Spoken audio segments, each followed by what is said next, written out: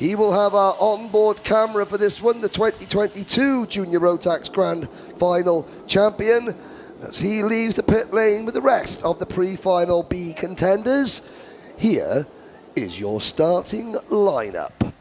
Pole position will be Casper Nissan from Denmark, Marco Manson from New Zealand on the outside of row number 1.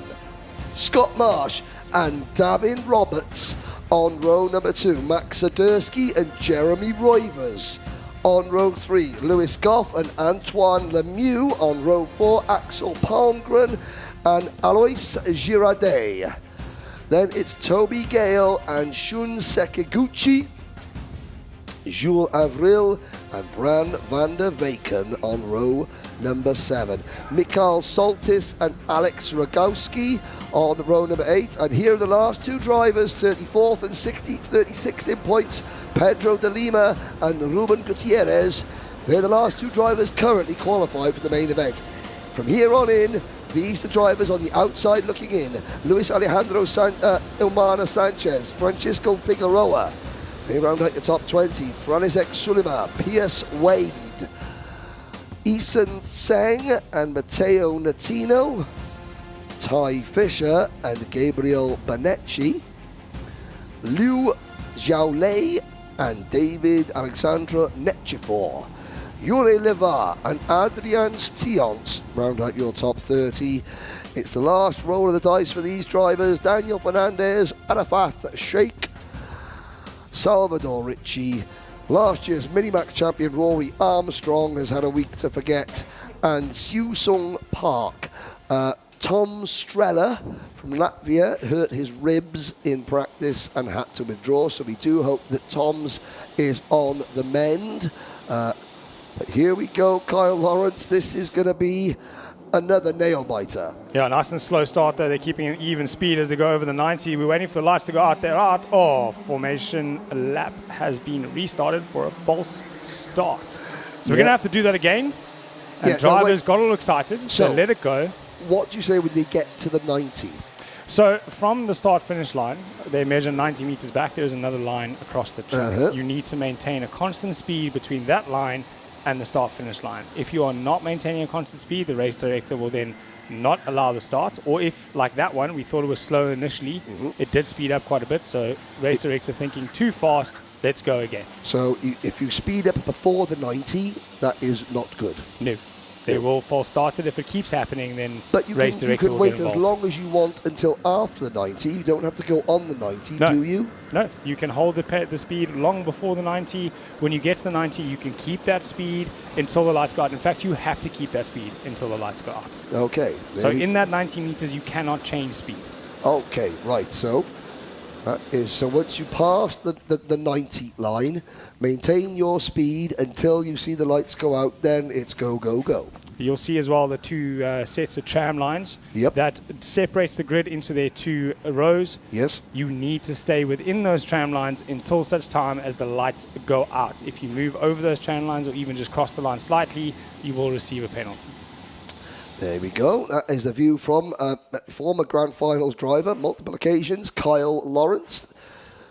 So just to say, there's lots of different karting parlance terms that, you know, can be explained to you. So there is Scott Marsh, and of course all these drivers have got drivers briefings, so they know they know the rules. They'll try and push the envelope at every opportunity. Yeah, we look for the grey areas now. The start's a lot slower. We're keeping it nice and steady. Hopefully this stays the same once they've passed that line I was talking about. They're going to have to get into their tram lines now. Did speed up again. Are we going to go green?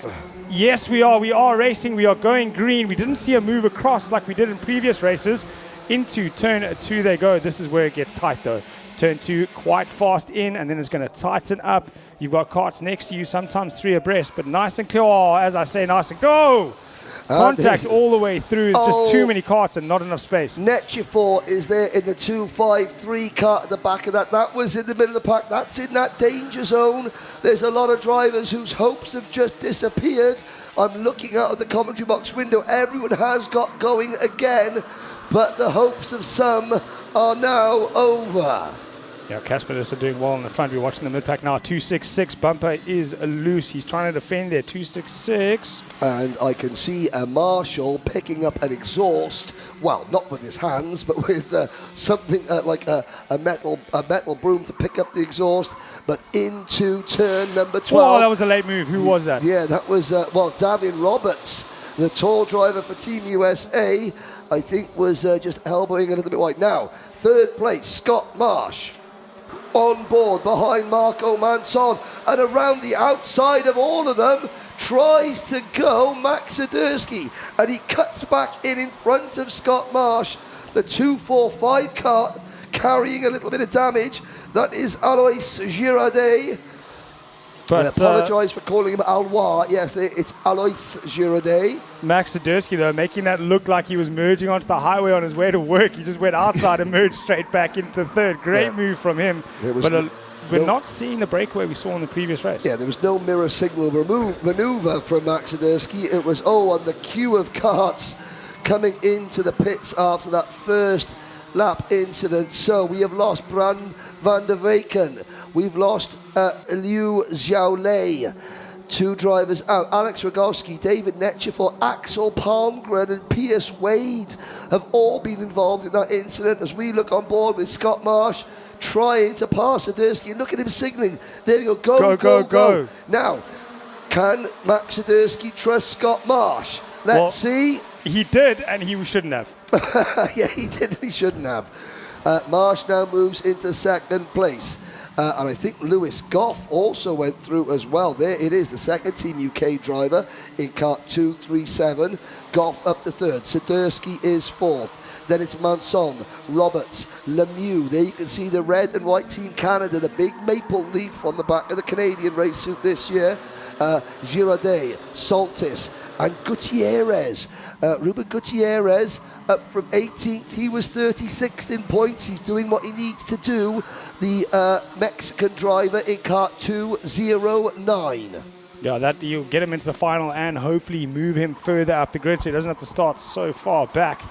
Down the inside he goes. I think he's made a move there. Oh no, that's Roberts falling back behind Girardet. Going in the other direction is Jeremy Roivers, down to 19th, but he still should have enough points to make it into the final.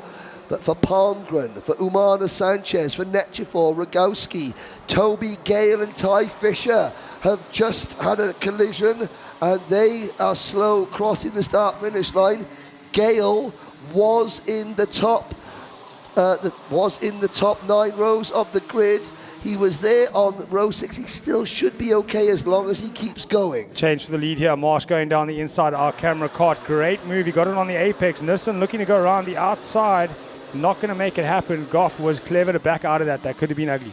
Yes, so our camera car now leads the race. Scott Marsh. You will see clear track. However, it'll be interesting to see Nissen and Goff and Swiderski. I wonder if we're going to catch, when we go down the straight coming out of turn number 1, if we're on board with Scott Marsh, let's have a look. I don't think they're close enough. There we go. On the insert inside, you can see Marsh.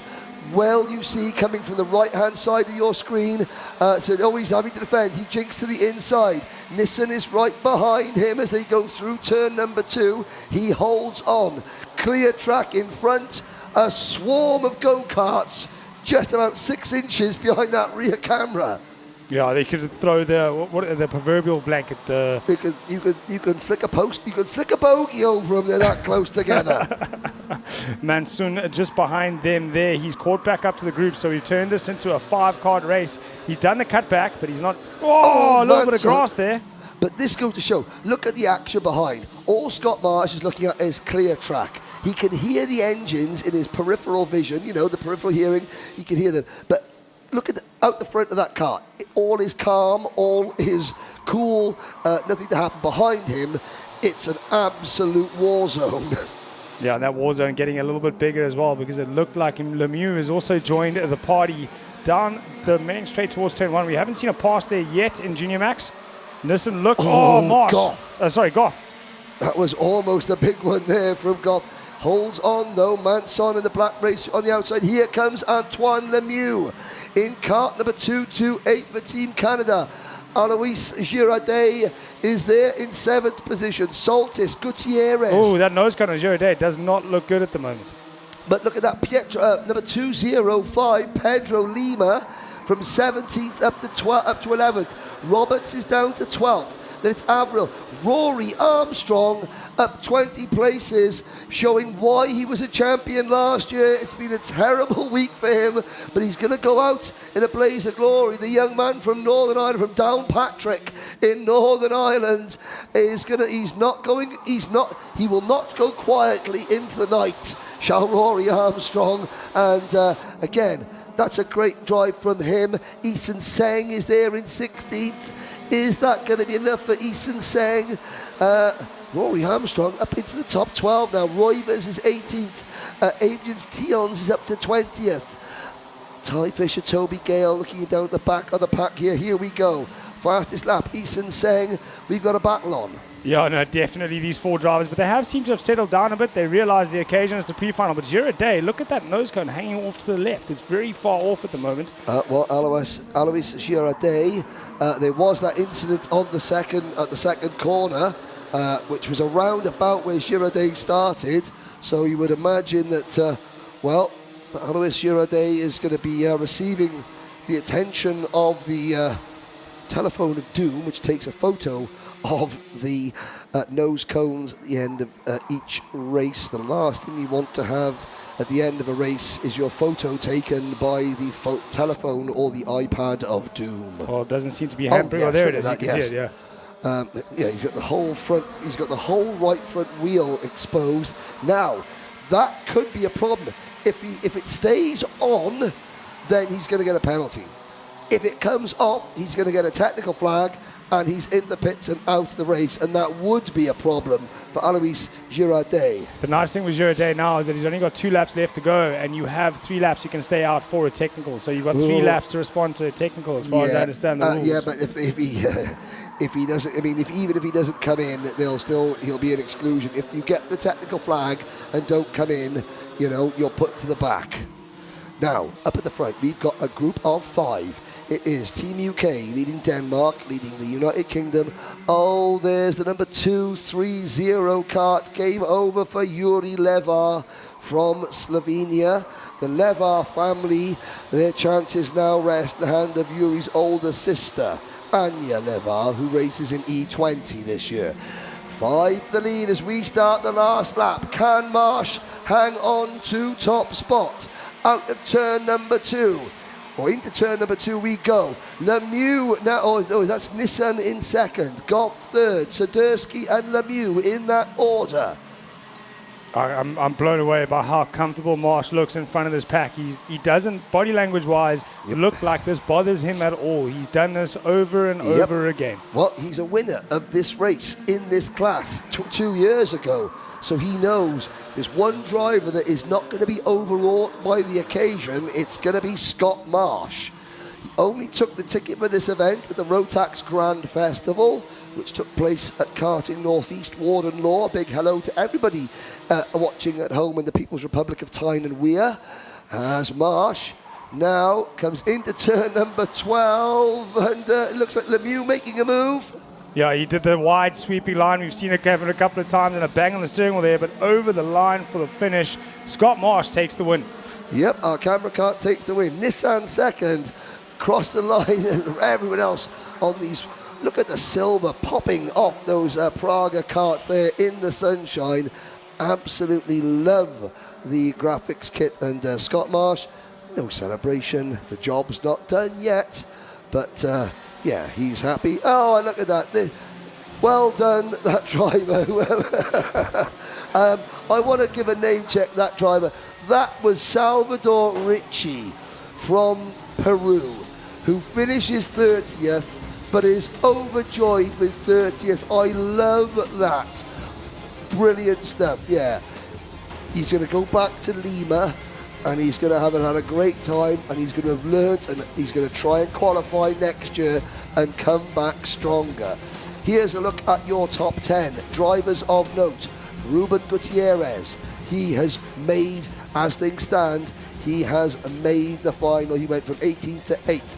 Rory Armstrong just off this screen. What a move, 23 places gained from Rory Armstrong. Alois Girardet down to 12th plus a penalty for his nose score. Davin Roberts didn't have a great run there. A lot of these drivers will be bidding farewell to them now.